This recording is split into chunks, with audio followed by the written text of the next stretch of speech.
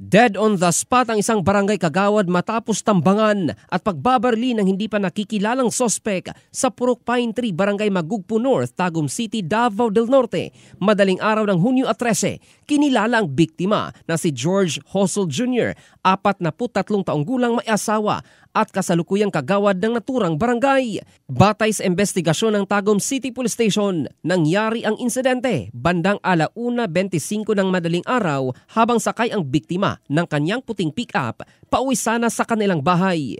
Lumalabas, bigla na lamang lumapit ang sospek at pinaputukan si Hosol ng makailang beses.